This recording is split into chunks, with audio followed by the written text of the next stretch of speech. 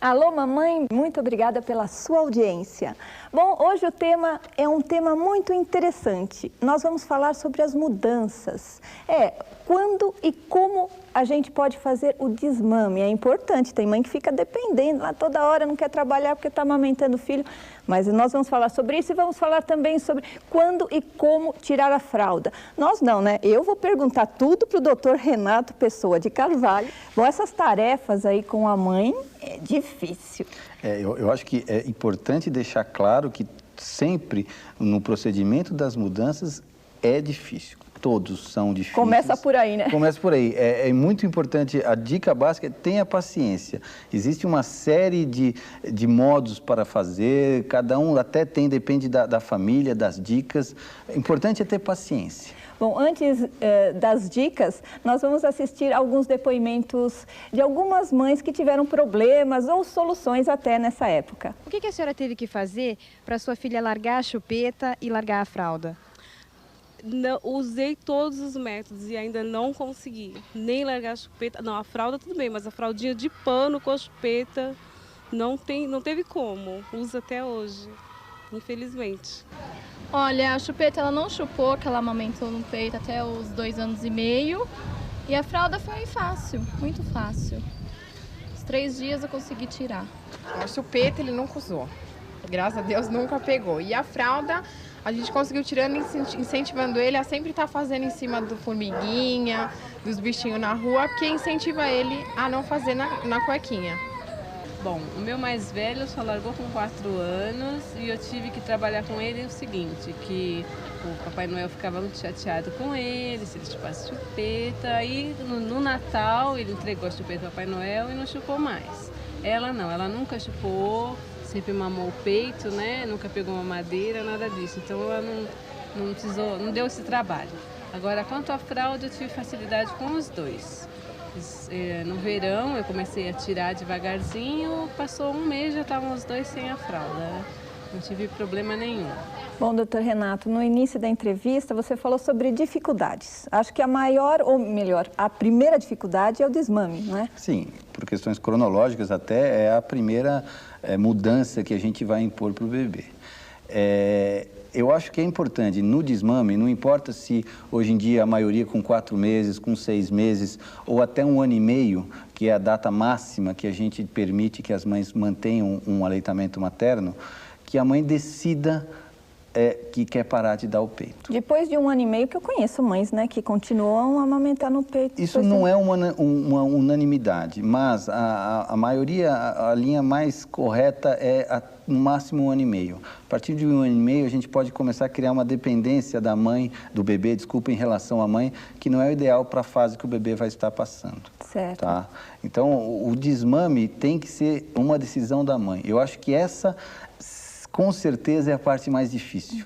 É a mãe falar, pô, eu não quero mais agora, ou não posso mais, e tenho que parar com o desmame. E a mãe não sente uma certa culpa? Sim, com certeza. Isso é básico. Esse é o problema. Culpa sempre sente. O pessoal fala assim, o meu filho não quer largar de mamar. É mentira. A verdade é que se ou você vai impor para ele, ou você vai falar, acabou, não dá, a mamãe tem que trabalhar, ou ele nunca, por opção própria, ele nunca vai parar de mamar. A questão é normal que o bebê pare de amamentar. Tá? Então, se é com 7 meses, com 8 meses, por questões profissionais, ou com 1 ano, por opção própria, aceite essa opção. Essa mudança também é importante para o desenvolvimento da criança. Você não vai estar maltratando, deixando de dar algo fundamental para a criança. O fundamental é que se faça isso com carinho, tá?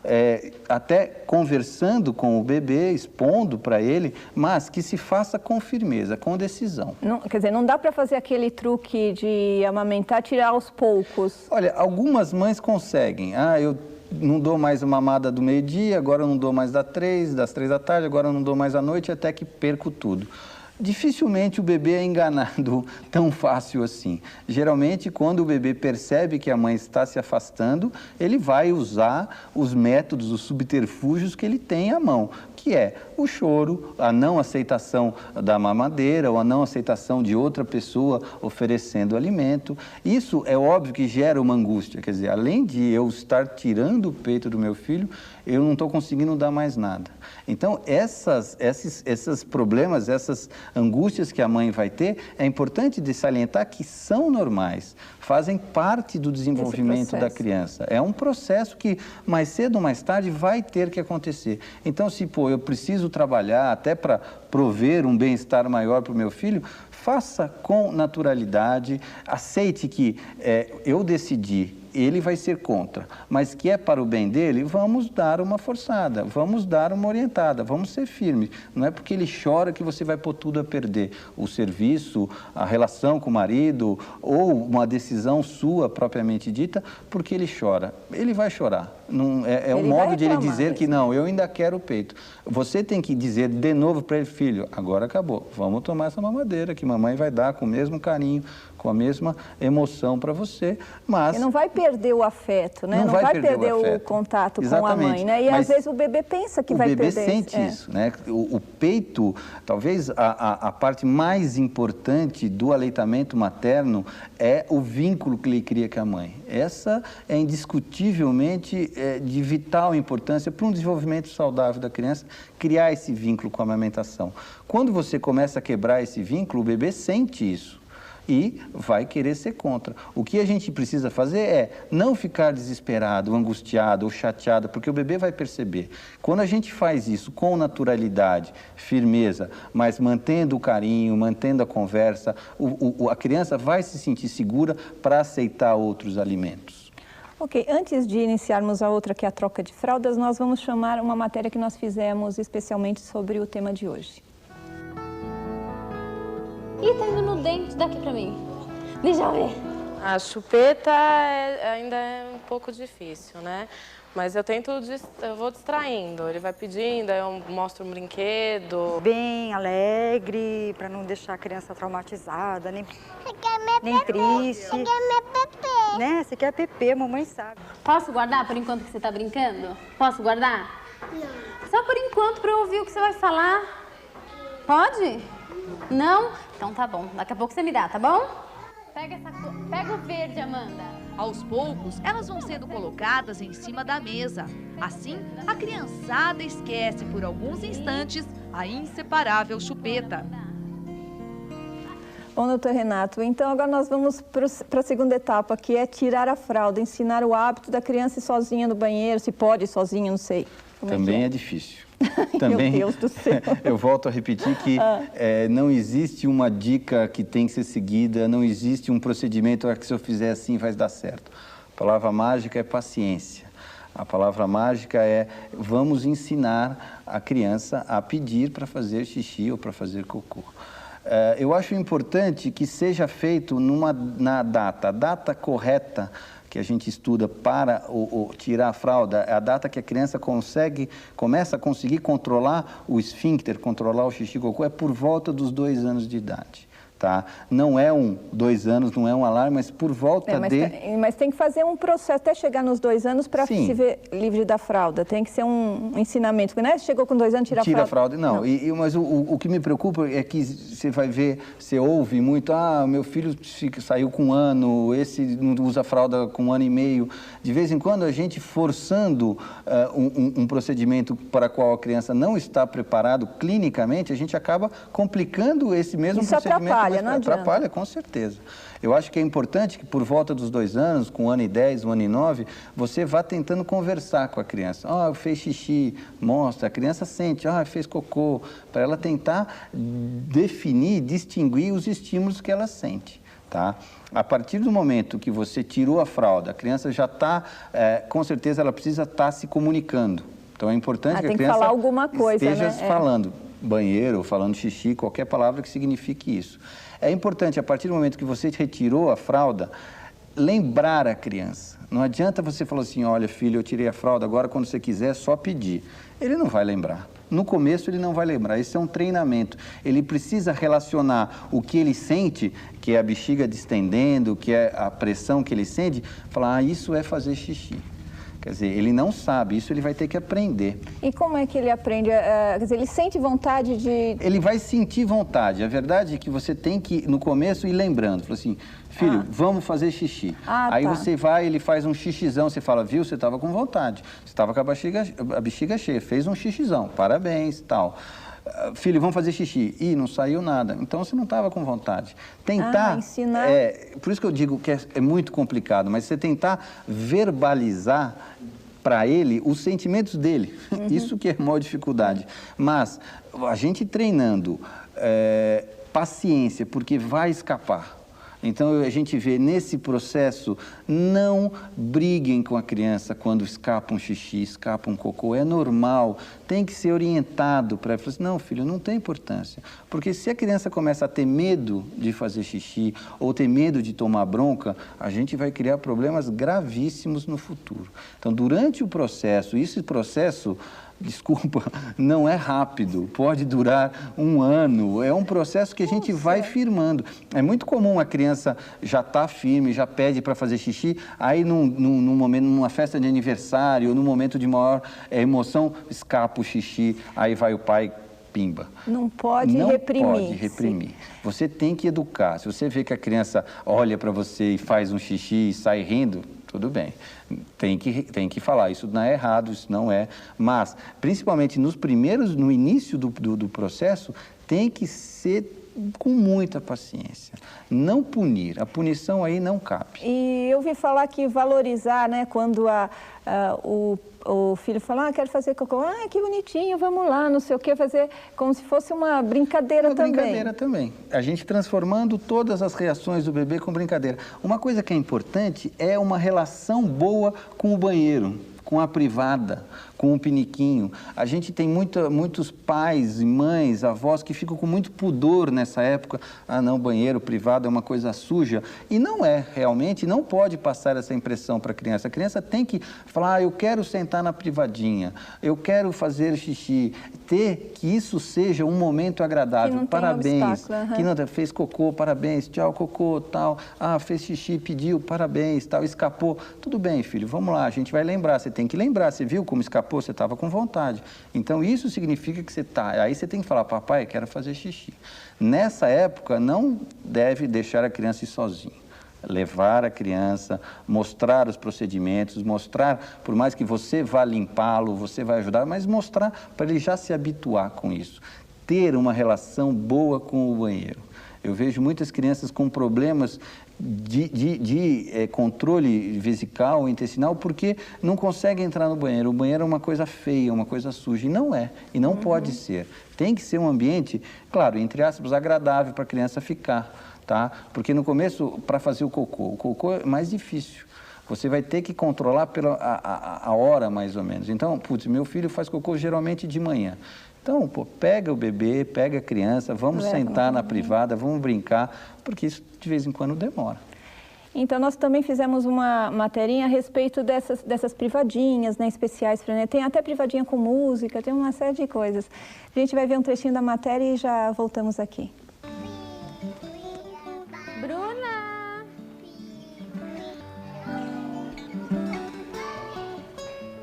Quanto xixi!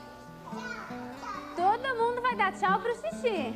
Cada criança tem seu próprio ritmo e para ajudar nesta transição, tem até piniquinho com música. Quem que vai fazer xixi ouvindo musiquinha? Doutor Renato, antes de... Falta um minutinho só, eu queria falar um pouco de chupeta, mas eu queria falar um negócio sobre as fraldas. A fralda noturna mantém, né? Sim, geralmente a gente começa a tirar a fralda noturna após a criança estar bem fixa com o procedimento diurno. Até geralmente 6 meses a 1 ano após a gente conseguir retirar a fralda durante o dia, a gente vai tentar tirar a fralda noturna. É difícil também. Também é difícil. Vamos ver se esse é mais fácil. E a chupeta? Olha, é difícil. É difícil. A chupeta, ela foi introduzida, ela serviu para satisfazer a fase oral da criança. Tá? A criança, quando nasce, ela tem uma chamada fase oral, quer dizer, o poder da sucção, do poder calmante da sucção. Essa é a função da chupeta. No meu ponto de vista, ela é bem-vinda, ela tem a sua função se bem utilizada. Tirar a chupeta realmente é um processo também difícil, também existe uma variedade enorme de opções de como fazer. Eu acho que também tem que se começar por volta do 2º ano. Entenda que por volta do 2º ano essa fase oral tende a diminuir de intensidade. E ela não sente tanta necessidade e de entra a fase anogenital. Então, nessa troca, dá pra gente forçar um pouquinho, tirar a chupeta. E pode fazer aquele joguinho, se você tirar a chupeta, o papai e a mamãe compram não sei o que pra você? É errado tentar subornar uma criança. Isso é errado, em outras palavras. Mas eu vou dizer, nessa hora, no meu ponto de vista de consultório, vale qualquer coisa. A verdade é errado subornar, mas se deu certo, parabéns. De vez em quando a gente tenta mostrar para a criança que ela não tem necessidade. É interessante, nessa idade, geralmente a criança já está numa escola, já tem outras crianças, então sempre tem um amiguinho, por sorte, já soltou, já largou da chupeta e você mostra que o amiguinho já não tem, que ele é maiorzinho. Troca, tem muita criança que na época do Natal dá para o Papai Noel, claro, pensando no presente, mas ela dá para o Coelho da Páscoa. Aí não tem muito jeito. A questão é não deixar, se nada funcionar, é importante ser firme. Chega uma hora, por volta do 3º ano, que já não é mais indicado chupar e aí chupeta. Tira a chupeta, aí se chora. Dá para partir pela firmeza, conversar com a criança, mas falar, agora acabou. Não pode mais, a gente vai ter outros estímulos, outras coisas que vão dar prazer para você. E agora acabou também nossa entrevista, Refina. Bom, muito obrigada, doutor Renato, mais uma vez, pelo Alô Mamãe. E vocês de casa vão ficar com o quadro Pintando 7.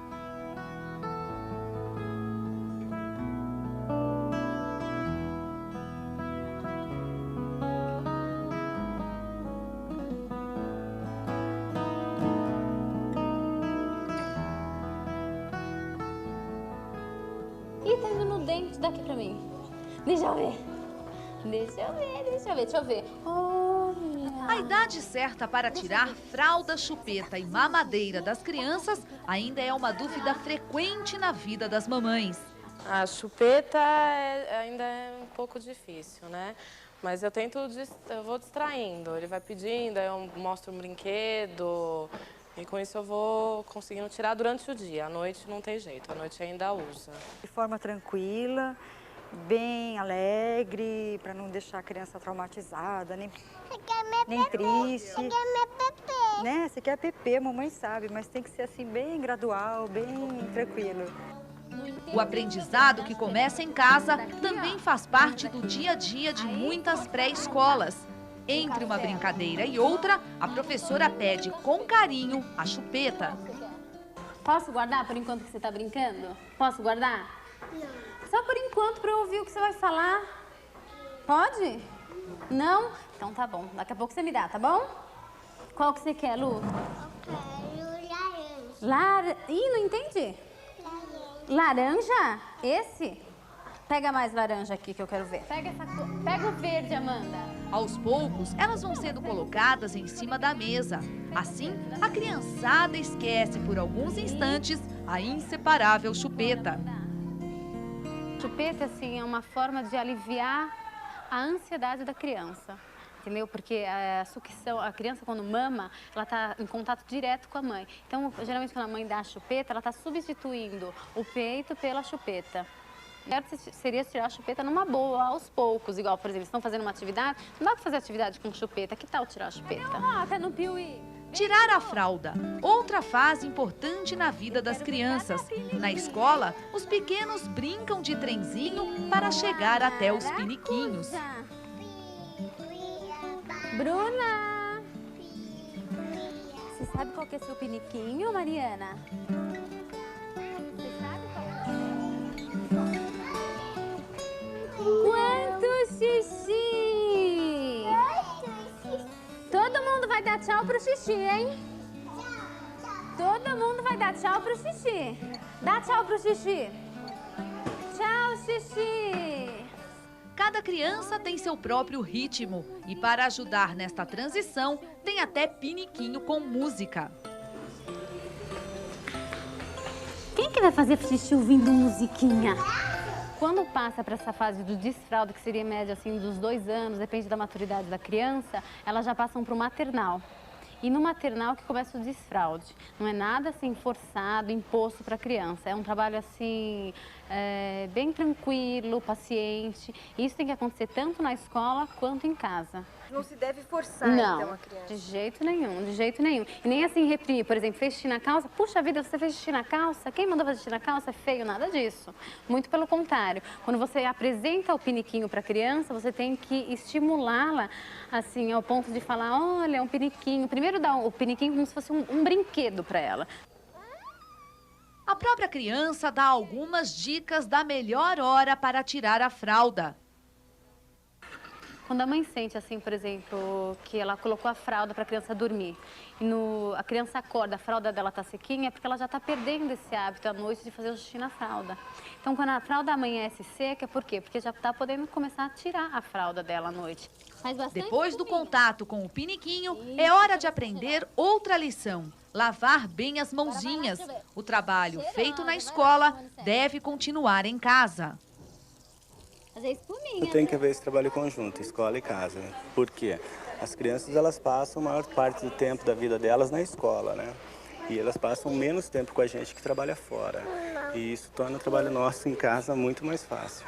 Essa interação, a escola com o lar, é muito importante. Eu vejo sempre com muito bons olhos. Para ajudar as mamães nas novas fases da vida do bebê, o mercado também conta com diversos produtos. Nas prateleiras das lojas, inúmeros lançamentos que facilitam a transição.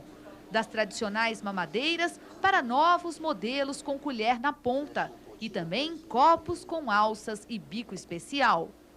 Nós temos a mamadeirinha com a colher, que é para adaptação do bico, que tem esse furinho aqui, que facilita a saída do leite, também dá para mamada, ou também é utilizado em remédios, diluição de remédios. A criança vai acostumando já com o formato da colher, essa é a ideia? Isso, a ideia é que a criança vai se acostumando já com o formato da colher, justamente para passar para o bico. Para ajudar na hora da papinha, esta colher com ponta de silicone é indicada a partir dos 4 meses, quando os primeiros dentinhos começam a aparecer. Está na fase da dentição, começando a nascer os dentinhos, que amacia também a gengiva da criança, é da fase do peito, que vai para a mamadeira também. Na linha de produtos de higiene pessoal, o tradicional assento para crianças facilita o acesso dos pequenos ao vaso sanitário.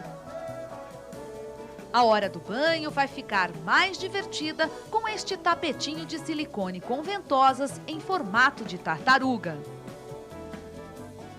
São produtos que ajudam a mãe nos cuidados do dia a dia com seus filhos, com os bebês, né? E, por parte, eles também são desenvolvidos para que proporcionem às crianças muita segurança, muita praticidade.